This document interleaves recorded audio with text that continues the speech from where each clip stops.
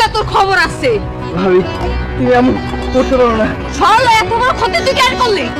হ্যাঁ, বিশ্বাস করো আমি কিছু করি নাই। তুই কিছু করস নাই? এক কোপ দিয়ে তোর গলা ফালাই দিমু মিথ্যা কথা কইলে। ভাবি ভাবি হ্যাঁ তুমি কিছু করো না ভাবি, ছাইরা দাও ভাবি। কিছু কমু না, তোর যে ক্ষতি করছে তুই ভুলে গেছস। খালি দেখো আমি কি করি। কি করবা শুনো? আর এত ব্যস্ত হইতেছে কেন? দেখোই না কি করি।